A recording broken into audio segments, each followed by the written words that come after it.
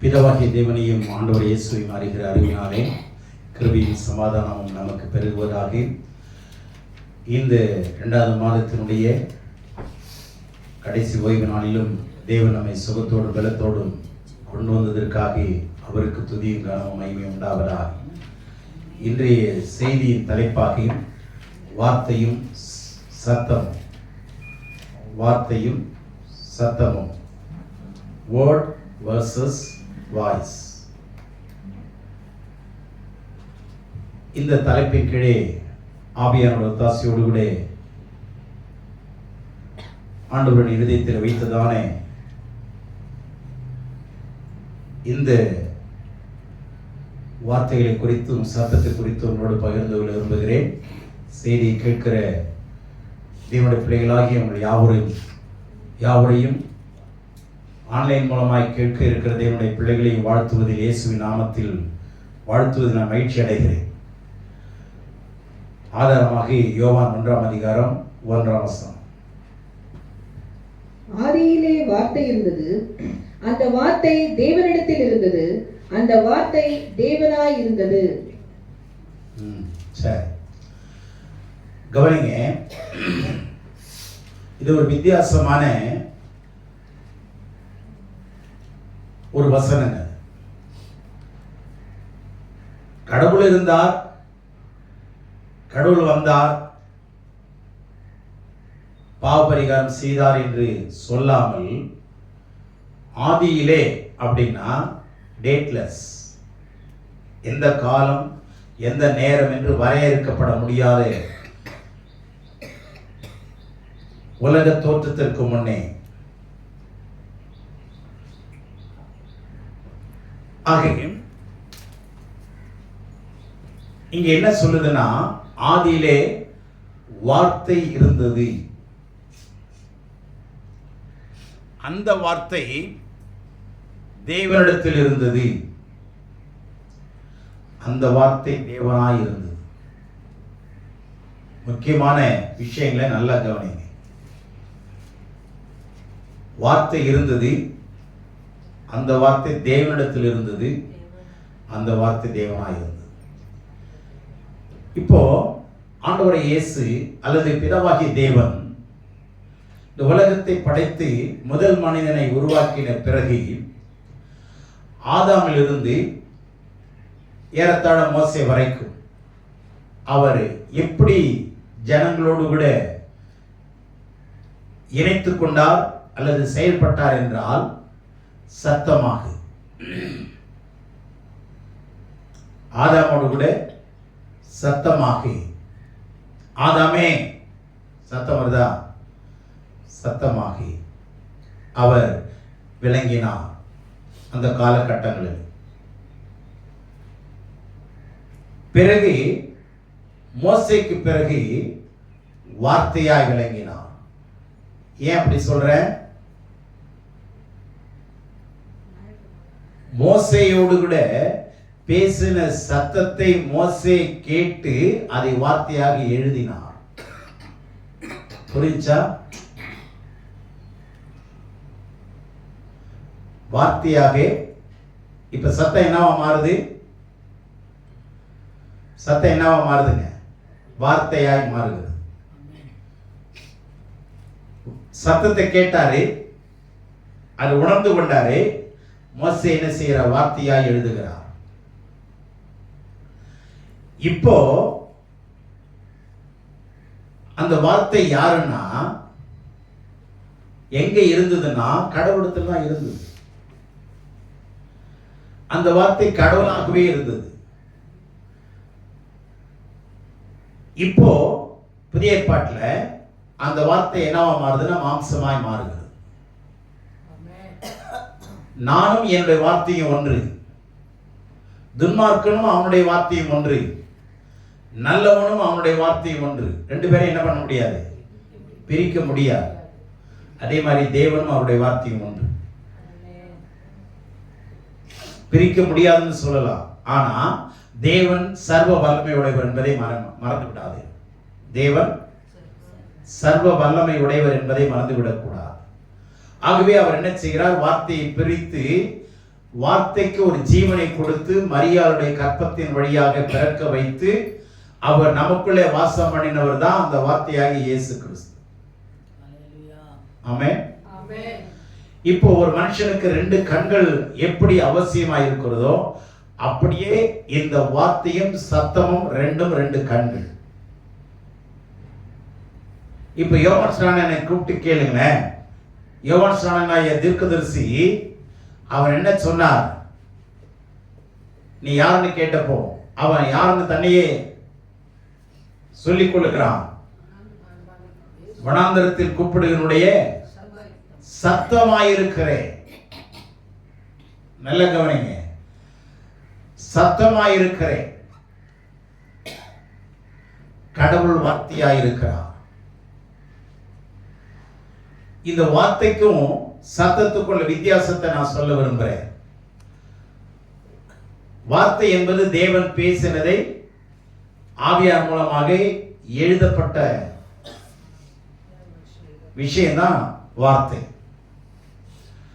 ஆனால் சத்தம் என்பது தேவன் பேசும்போது கேட்கிறது. உங்களுக்கு வித்தியாசம் தெரியும். தேவன் பேச கேட்கிறது சத்தம். வார்த்தை, அவர் பேசின வார்த்தை, எழுதப்பட்ட வார்த்தையை என்ன பண்ண முடியாதுன்னா திருச்சி பேச முடியாது. இப்போ ஒருத்தர் சொன்னதை எழுதிட்டாருன்னு வச்சுங்க, அல்லது ரெக்கார்ட் ஆயிடுச்சுன்னு வச்சுங்க, நாம திருச்சி பேச முடியுமா? முடியுமா? முடியாது. ஏன்? ஆனா சத்தத்தை திருச்சி பேச முடியும். கரெக்டா? ஆண்டவருடைய வார்த்தைகள் எல்லாம் எழுதப்பட்டிருக்கிறது. அல்லேலூயா. ஆகவே இது 2 கண்கள் ஒரு விசுவாசி. வார்த்தையை பார்க்கணும், சத்தத்தையும் கேட்கணும். வார்த்தையை பார்த்து படிக்கணும், பார்க்கணும். புரியுதா? சத்தத்தை கேட்கணும். அப்போ 2 அவயம் எது? 2 அவயவங்கள் எது? பார்க்கிறதுக்கு கண், கேட்கிறதுக்கு 2 முக்கியம். ஒரு விசுவாசிக்கு 2 கண்கள், ஒன்று வந்து வார்த்தை, இன்னொன்று சத்தம். அப்போ வார்த்தையை பார்க்கணும் அப்படின்னா நான் படிக்கணும், சத்தத்தை கேட்க பழகணும். இப்ப நம்ம என்ன பண்றோம்னா இந்த வார்த்தையை பார்க்கிறோம், ஆனா அந்த வார்த்தையின் வழியாக ஆண்டவர் பேசுற சத்தத்தை எத்தனை பேர் கேட்கணும்? நான் கேட்கறது புரியுதா? வார்த்தை வழியாக ஆண்டவர் எழுதி வச்சுட்டாரு. இந்த வார்த்தை வழியாக ஆண்டவர் பேச நம்ம கேட்கிறோமா? ஆண்டவர் பேசுவாரா பேச மாட்டாரா? பேசக்கூடியவரை தான் ஆராதிக்கிறோம். அவர் இன்றைக்கு உயிரோடு இருக்கிறார். செத்த தெய்வத்தை என்ன பண்றது இல்லை, ஆராதிக்கிறது இல்லை. நம்மோடு கூட அவர் பேசுகிற தேவனாய் விளங்குகிறார். ஆகவே தயவு செய்து நல்லா புரிந்து கொள்ளுங்க, நாம கேட்கிற அனுபவமுடையவர்களாக இருக்கணும், பார்க்கிற அனுபவமுடையவர்களாக இருக்கணும். இப்ப புரியுதா? கேட்கறது மாத்திரம் இல்ல, பார்க்கணும். இப்ப ஒருத்தரை பார்க்கிறோம், பேசுறோம், அவர் பேசுறாங்க, கேட்கிறோம். கடவுளுடைய வார்த்தையை உற்று பார்க்கணும், உற்று வாசிக்கணும், உற்று கவனிக்கணும். உற்று பார்த்துன்னு இருக்கா இல்லையா? உற்று பார்த்துன்னு இருக்கா இல்லையா? அந்த முட்செடியில நெருப்பு எரிகிறது, அவன் உற்று பார்த்தான். கடவுளுடைய பிள்ளைங்களே, வசனத்தை உத்து பாருங்க, கடவுள் தெரிவார். உங்க கவனத்தை சிதறடிக்காதீங்க. ஏதோ ஒரு மேலோட்டமா வசனத்தை பார்க்காதீங்க. சில பேர் கவனிச்சீங்கன்னா, நான் அந்த ஹெல்மெட் போட்டிருந்தா உத்து பார்த்தாதான் யாருன்னு தெரியும். சரிங்களா? உத்து பார்த்தாதான் யாருன்னு தெரியும். நல்லா இருக்கிற நேரத்தில் சில நேரத்தில் நம்ம யாருன்னு பார்க்காம விட்டுறோம்.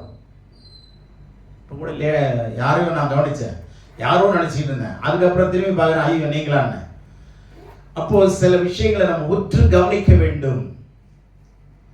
பார்க்கிற அனுபவங்களாக இருக்கணும், கேட்கிற அனுபவங்களாக இருக்கணும். இந்த ரெண்டு அனுபவம் ஒரு விசுவாசிக்கு அவசியம். இல்லைங்க நான் கேட்டுட்டே இருப்பேன் பார்க்க மாட்டேன் அப்படின்னா ஒரு கண்ணு இருந்தா எப்படி இருக்கும்? ஒரு பார்வை இல்லை, ஒரு பார்வை தான் வேலை செய்யுது. ரொம்ப கஷ்டமா இல்லையா? அவங்க இந்த பக்கம் பார்க்கும்போது திரும்பி தான் நின்று தான் பார்த்தா அவங்க, வேற வழி கிடையாது. வண்டியில் போறாங்கன்னா வண்டி ரொம்ப கஷ்டங்க. அது ரெண்டு பார்வை இருக்கிறதுக்கே இருக்கும்போதே நம்ம நடக்கிறது 4 பேர் இடிச்சிடறான், அல்ல நாம 4 பேர் அடிச்சுட்டு போயிட்டே இருக்கிறோம். என்ன நடக்குதுன்னு தெரிய மாட்டேங்குது. ஆனா ஒத்த கண்ணு இருந்ததுன்னா என்ன ஆகுறது? ஒரு கண்ணு வேலை செய்யல, எவ்வளவு கஷ்டமா இல்லையா? ஆபத்தான சூழ்நிலையா இல்லையா? அதே மாதிரிதான் இங்கேயும் கேட்கிற அனுபவம், பார்க்கிற அனுபவம். யோவான் ஆண்டவர் இயேசு பேசும்போது கேட்டாரா இல்லையா? வெளிப்படுத்தல் 1:1 பாருங்க.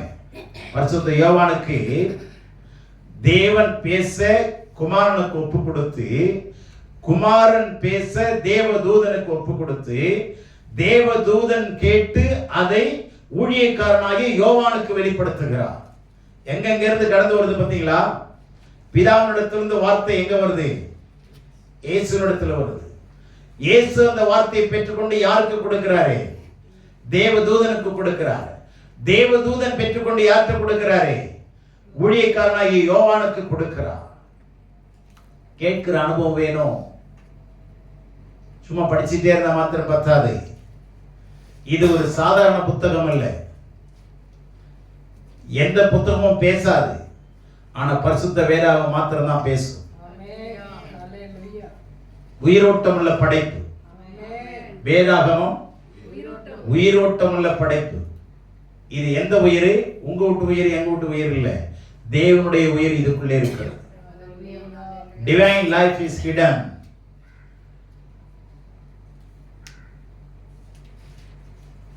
தேவனுடைய ஜீவன் இந்த வார்த்தையில மறைந்து இருக்கிறது, மறைக்கப்பட்டிருக்கு.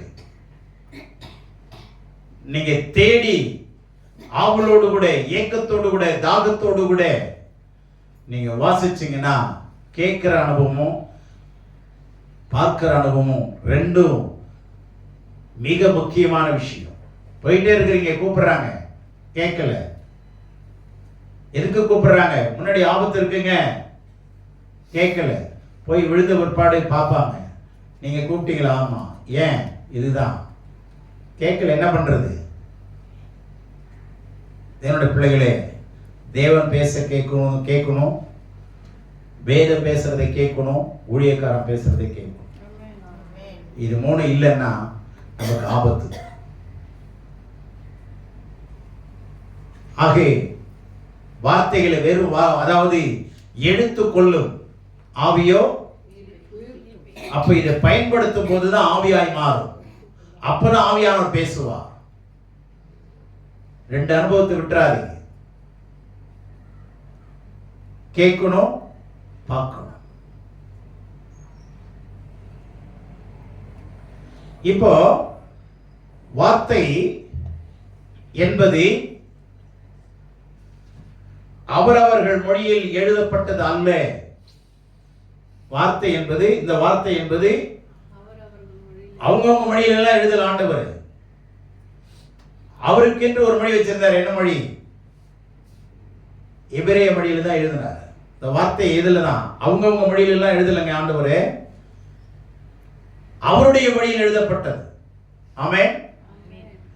ஆனால் சத்தமோ அவர்கள் மொழியில், அவரவர்கள் மொழியில் பேசினார்கள். அப்போஸ்தலர் 2ஆம் அதிகாரத்துல அவங்கவங்க மொழியில பேசினாங்களா?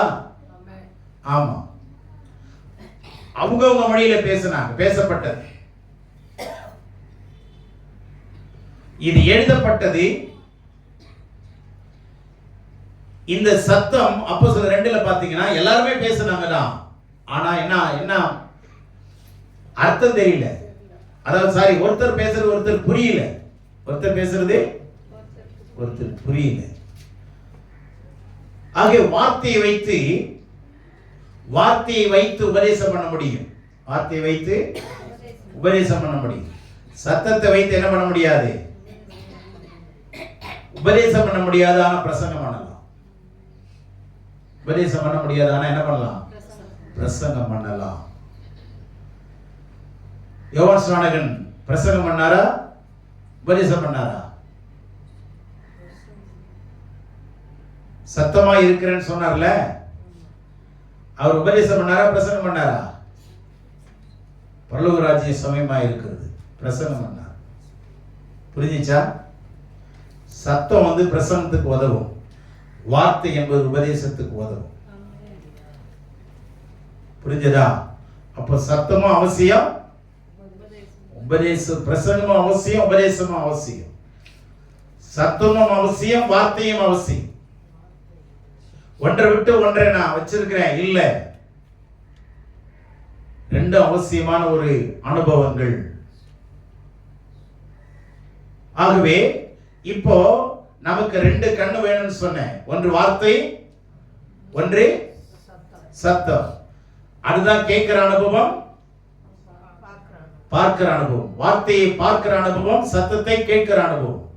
இப்போ ஆத்மாவுக்கு இது ரெண்டும் எப்படி இருக்குதுன்னா, ஆத்மாவுக்கு இது ரெண்டும் ரெண்டு விதமான அறிவை கொடுக்குது. வார்த்தையும் சத்தமும் ஆத்மாவுக்கு எதை கொடுக்குது? ரெண்டு விதமான அறிவை கொடுக்குது. என்ன? அதுதான் நான் சொன்னேன். என்ன அனுபவம்? இது பார்க்கிற அனுபவம், பார்க்கிற அறிவு. இன்னொன்னு சத்தத்தை கேட்கிற அறிவு. பார்க்கிற அறிவும் சத்தத்தை கேட்கிற அறிவும். சொலமெத்தியார் என்ன சொன்னா? இது நேசருடைய சத்தம். அவ கேட்ட உடனே என்ன சொல்றா? இது என் நேசருடைய சத்தம். கீழே விழுந்த சவுல் புதிய ஏற்பாட்டில் என்ன சொல்றாரு? சத்தத்தை கேட்கிறார். வானத்திலிருந்து இடி முழக்கம் போல ஒரு சத்தம் தோன்றுச்சா? கீழே விழுந்தாங்களா? அந்த சத்தத்தை கேட்டு என்ன சொல்றாரு? ஆண்டவரே, நான் என்ன செய்ய வேண்டும் என்று விரும்புகிறேன். சத்தத்தை கேட்டானா? கேட்டாங்களா இல்லையா? சத்தம் எல்லாருக்கும் கேட்டுச்சுங்க. ஆனா புரிஞ்சது யாருக்கு தான்? பவுல் ஒருத்தருக்கு தான், சவுலுக்கு தான் புரிஞ்சது. மீதி யாருக்கும் புரியல. எல்லாருக்கும் புறப்படும் தான். சத்தம் எல்லாரும் கேட்கும், ஆனா வார்த்தை எல்லாருக்கும் கேட்காது. புரிஞ்சா? வார்த்தை எல்லாருக்கும் கேட்காது. யாருக்கு தான் கேட்டுச்சு? சம்பந்தப்பட்டவங்க தான் கேட்டுச்சு. அது மாதிரி இங்க நிறைய பேருக்கு சத்தமா இருக்கும். அது என்ன சத்தமா பேசுறாரு அப்படின்னு. ஆனா அதுல இருக்கிற வார்த்தை கொஞ்சம் பேருக்கு தான் புரியும். புரிந்தவர்கள் தான் உலகத்தை விட்டு பிரிந்து வாழ்வார். புரிந்தவர்கள் தான் உலகத்தை விட்டு பிரிந்து வாழ்வார். அந்த பிரிந்து வாழுகிறவர்கள் தான் புரிந்து வாழ்கிறவர்கள். புரிந்து வாழ்கிறவர்கள் தான் பிரிந்து வாழ்கிறவர்கள். புரிந்து கொள்ளுங்கள், அறிந்து கொள்ளுங்கள். அந்த புரிந்தவர்கள் தான் வசனத்தை அறிந்து கொள்வார். ஆகவே வார்த்தையும் சத்தமும் ரெண்டும் ஒன்று போல, ரெண்டும் இணைஞ்சுதான் இருக்கும். ஆனா அதை பிரிச்சு பார்க்க முடியும். இது சத்தம், இது வார்த்தை. இது கேட்கிற அனுபவம், பார்க்கிற அனுபவம். சீஷர்களுக்கு ரெண்டு அனுபவம் இருந்தது. ஆண்டவரை பார்த்தாங்க, ஆண்டவர் பேசுறத கேட்டாங்க. நமக்கும் அப்படிதாங்க, மாறாதது. ஆகவே இந்த வார்த்தை என்ன செய்யும் அப்படின்னா, ஒரு மனிதனுடைய ஸ்வபாவத்தை பத்தி கவலைப்படும். இவ்வளவு சொல்லியும் நீ மாற மாட்டேன்றியே, சொல்றமா இல்லையா? இவ்வளவு சொல்லியும் நீ கேட்க மாட்டேன்றியே. அப்ப என்ன, எதை பத்தி கவலைப்படுது? வார்த்தை எதை பத்தி கவலைப்படுது?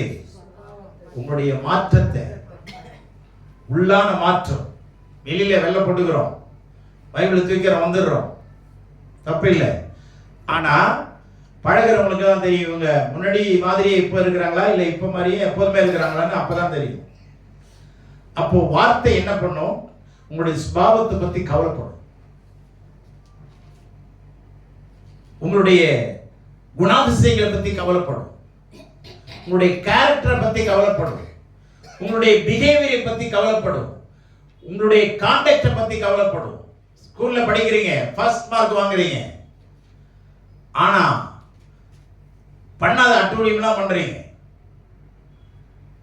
ஆனா ஒரு சர்டிபிகேட் சேர்த்து தருவாங்க தெரியுமா? உங்களுடைய மார்க் ஷீட்டோட சேர்த்து என்ன சர்டிபிகேட் தருவாங்க? Contact certificate. அதுல பேடுன்னு போட்டாங்கன்னா அடுத்தது எங்கேயும் கொண்டு போய் நீங்க சேர்க்கவே முடியாது. என்னங்க 600க்கு 575 வாங்கி இருக்கிறோம். ஏய் சர்டிபிகேட் கான்டாக்ட் காட்டு, பேட், நாட் சாட்டிஸ்ஃபேக்டரி, திருப்தி இல்லை அப்படின்னு எழுதினாங்கன்னு வச்சுங்களேன், காலேஜில் சேர்ப்பாங்க. இவனால என்ன ஆயிடும்? பாய்சனை கொண்டாந்து உள்ள வைக்கிற மாதிரி தான். அதனால தயவு செய்து நல்லா கவனிங்க. பார்க்கிற அனுபவமும் கேட்கிற அனுபவமும் ரெண்டும் நமக்கு பிரயோஜனமானது. ஆமென். ஒரு அம்மா வந்து ஐயாவை கேட்குது, வீட்டு ஐயாவை, ஏங்க எனக்கு ரொம்ப நாளா ஒரு கேள்வி இருக்குங்க. என்னடி அம்மா சொல்லு. சரி, ஆம்பளைங்க தான் வந்து பொண்ணு பார்க்க வர்றாங்க, ஏன் பொம்பளைங்க போய் ஆம்பளைங்களை மாப்பிள்ளை பார்க்க மாட்டேன்றாங்க? எனக்கு ரொம்ப நாளா இந்த கேள்வி, எனக்கு சொல்லுங்க. புரிஞ்சுச்சா? பொண்ணுங்களை வந்து ஆம்பளை வீடுதான் மாப்பிள்ளை வீடுதானே வந்து பார்க்குறாங்க, மாப்பிள்ளை வீட ஏன் பொண்ணுங்க போய் பார்க்க மாட்டேங்குது? ஏன் இவங்க போய் மாப்பிள்ளையை நிச்சயம் பண்ண மாட்டேன்றாங்க? அவங்க வந்து ஏன் எங்களை நிச்சயம் பண்ணணும்? அந்த கேள்விக்கு அவன் சொல்றான், அம்மா நீங்கெல்லாம் தெய்வம், மாப்பிள்ளையெல்லாம் பலியாடு. ஆடு வந்து தெய்வத்தை தான் நோக்கி வருமே தவிர தெய்வம் ஒரு நாளும் அதாம்மா. புரிஞ்சுச்சா? அதனால ஏன் பார்க்க வராங்க, ஏன் கேட்க வராங்க? யோசிங்க.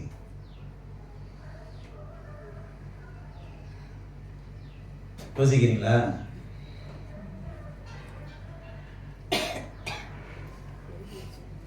ஆடு தெய்வத்துக்கு தானே வரணும். ஆட்டை பார்க்கவா தெய்வம் வரும்? வராது. அதான் சொல்லணும். அதனால அவன் என்ன பாடுபட்டானோ அதை சொல்லிட்டான். பார்க்கணும், கேட்கணும், ஃபிக்ஸ் பண்ணணும், வாழ்க்கை நடக்கும். அப்படிதான் தெய்வமா நம்ம கூட அவர் நம்மை கேட்கிற அனுபவத்தோடு மாத்திரம் இல்லை, பார்க்கிற அனுபவம். என்ன பாரு, ஆண்டவர் சொன்னார், வந்து பாரு, வந்து பாரு, வந்து கண்டுபிடி. ஆகவே வார்த்தை எப்பொழுதுமே எதை குறித்து கவலைப்படும்? உங்களுடைய சுபாவத்தை, உங்களுடைய இயல்புகளை கவலைப்படும். அடுத்தது இந்த கேட்கிற அனுபவம் இருக்கே, அதாவது சத்தம், சுபாவத்தை பத்தி எல்லாம் கவலைப்படாது. சரிங்களா? அதை பத்தி கவலைப்படாது. கேட்டுட்டு போயிட்டே இருப்பாங்க இல்லையா? ஆமா, நான் என்னமோ சொன்னல, கால் விழுந்தது, ஆனா என்ன சொன்னேங்கிறத என்ன மறந்துட்டேன். மறந்துடுவான் இல்லையா? மறந்துடுவான். கேரக்டர் பத்தி எல்லாம் கவலைப்படாது. வார்த்தை என்ன செய்யும் அப்படின்னா, ரெண்டாவது, வார்த்தையை கேட்டு வளர முடியும். வார்த்தையை கேட்டு என்ன பண்ண முடியும்? வளர முடியும். ஆனா சத்தத்தை கேட்டா உள்ளே வர முடியும். வாங்க வாங்க, சத்தம் கேக்குது, உள்ள உட்கார்றாங்களா? அப்ப சத்தத்தை கேட்டா என்ன செய்ய முடியும்? நம்ம உள்ளே வர முடியும், வளர முடியும்.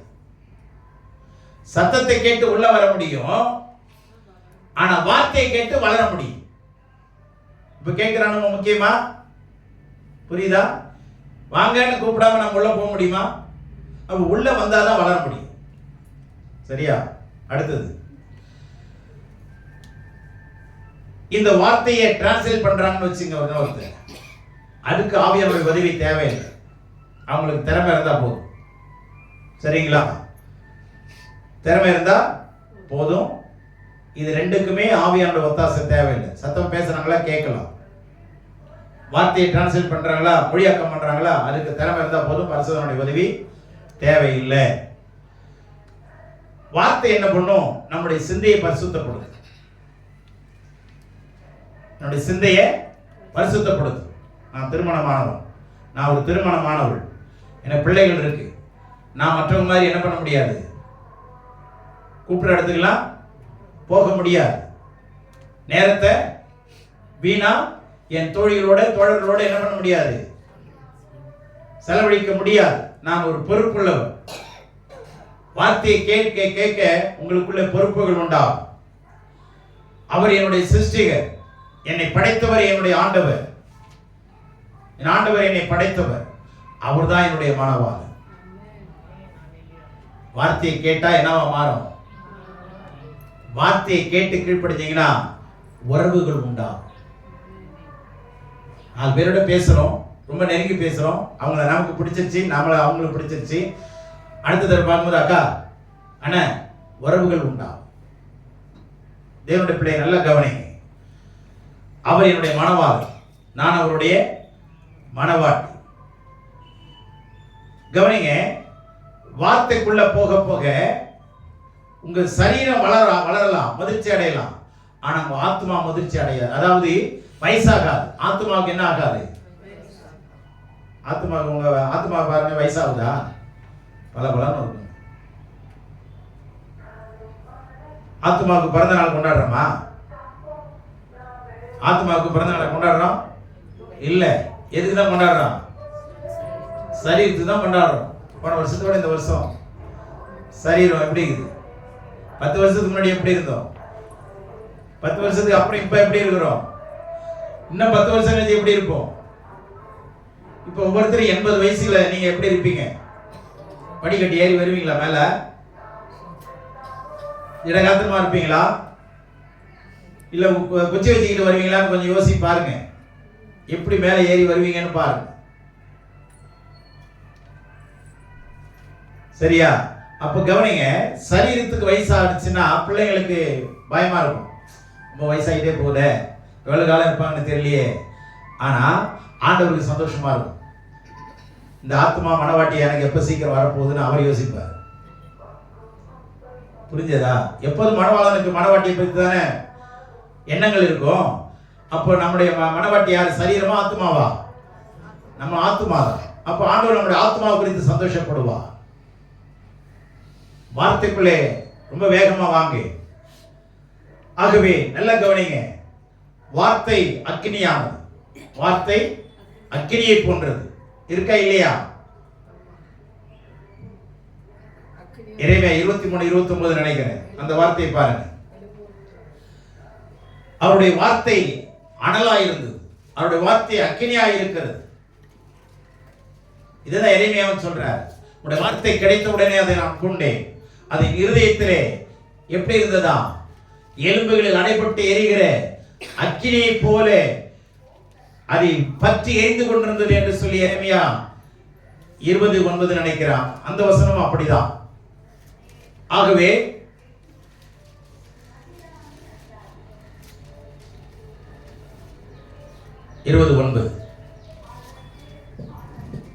ஆனாலும் அவருடைய வார்த்தையின் எலும்புகளில் அடைபட்டு எரிகிற அக்கினியை போல் என் இதயத்தில் இருந்தது.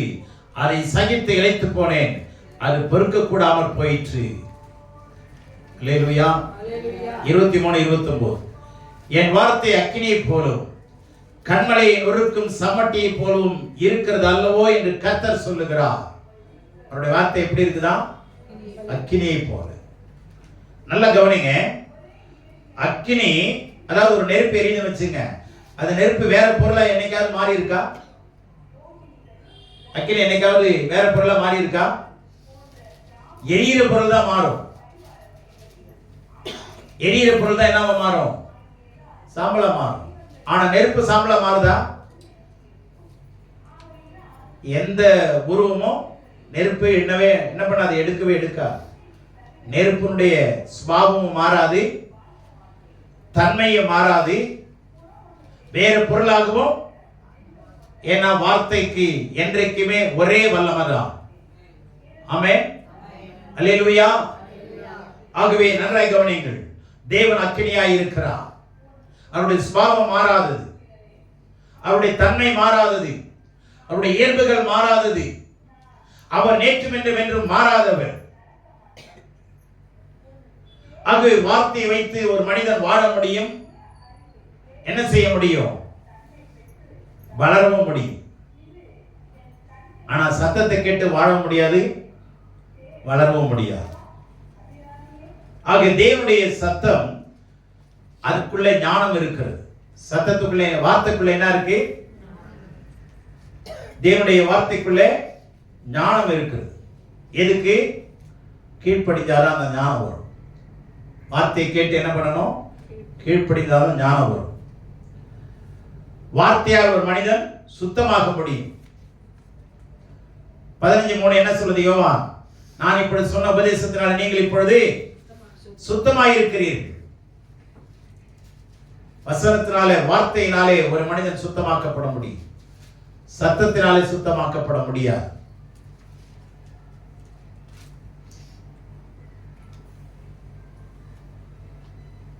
ஆகவே நன்றாய் கவனியுங்கள், வார்த்தையும் சத்தமுமாய் தேவன் இருக்கிறார். ஆனா ஒன்றை விலைக்கு ஒன்றை பிடிச்சீங்கன்னா நடக்காது. ஒன்றை விலைக்கு ஒன்றை பிடிச்சிக்கிட்டீங்கன்னா நடக்காது. ஆகவே தேவன் சத்தமாய் இருந்தால் பிறகு வார்த்தையாய் இருக்கிறார். இப்போ வார்த்தையாய் இருக்கிறார், நாம சத்தத்தை கேட்கணும். முன்னாடி சத்தமாய் இருந்தார், வார்த்தையாய் மாறினார். இப்போ வார்த்தையாய் இருக்கிறார், சத்தத்தை கேட்கணும். நீங்களும் நாம் சத்தத்தை கேட்கிற பழக்கம் இருக்கணும். வசனத்தை படிக்கும்போது கர்த்தர் பேசுகிற அனுபவம் வரணும். கர்த்தரால் உணர்த்தப்படுகிற அனுபவம் வரணும். வெறும் வசனத்தை நான் படிச்சுட்டு போயிட்டே இருக்கிறேன் இல்ல. படிக்கிற நாம, பார்க்கிற நாம, கேட்கிற அனுபவத்துக்கு காதுகள் திறக்கப்படும். அப்படின்னு என்ன அர்த்தம்? நம்முடைய காதுகள் திறக்கப்படும், கண்கள் திறக்கப்படும், இருதயம் திறக்கப்படணும். அப்புறம் சங்கீதம் 119 தான் படிக்கிற நம்முடைய வார்த்தைகளை அறிந்து நம்முடைய வேதத்தை அறியும்படி கண்களை திறந்தரணும், எங்கள் இருதயத்தை திறந்தரணும், காதுகளை திறந்தரணும். 4வது பொன்னான திருவாயை திறந்தரணும். சங்கீதம் 81:10 உன் வாயை எப்படி தர? தேவ சமூகத்தில், வெளியில போய் இல்லை. ஆனா இங்க அப்படியே பரிசுத்தமான தேவதூதன் மாதிரி அமர்ந்து இருப்போம். வெளியில போய் ஒரு கொஞ்சம் வாயை கொடுங்களேன், அவ்வளவுதான், கிழிச்சு டாட்டார் ஆகிடுவான். கேப்பே இல்லாம விட மாட்டான், நிறுத்தவே மாட்டான். ஆனா கர்த்தருடைய சமூகத்தில் வாயை விரிவாய் திறனா அதை நிரப்புவை. 4வது. 5வது, இது யாருக்குமே தெரியாது. 5வது யாருக்குமே தெரியாது. சொல்லுங்க பார்க்கலாம்.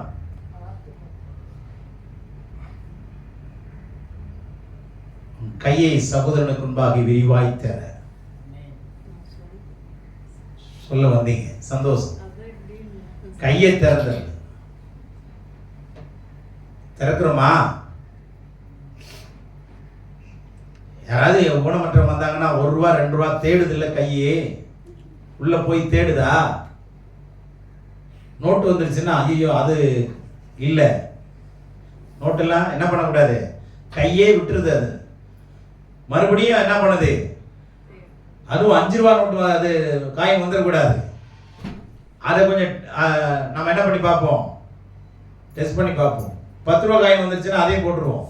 2 ரூபா 1 ரூபா இருக்கா? கையை திறக்குதா? கையை திறக்கணும், வாயை திறக்கணும், கண்ணை திறக்கணும், காதை திறக்கணும், வாயை திறக்கணும், இருதயத்தை திறக்கணும். இதெல்லாம் ஒரு நல்ல அனுபவங்க. ஆமென். கடவுள் தாமே இந்த வார்த்தைகளை வச்சு நம்மோடு கூட தொடர்ந்து பேசும்படி மறுபடி கேளுங்க. கடவுளுடைய வார்த்தையை படிங்க, கடவுளுடைய சத்தத்தை கேளுங்க. 2 இருக்கணும். வார்த்தையை படிக்கணும், பார்க்கணும், சத்தத்தை கேட்கணும். கர்த்தர் தாமே நம்மை ஆசீர்வதிப்பாராக. ஆமென்.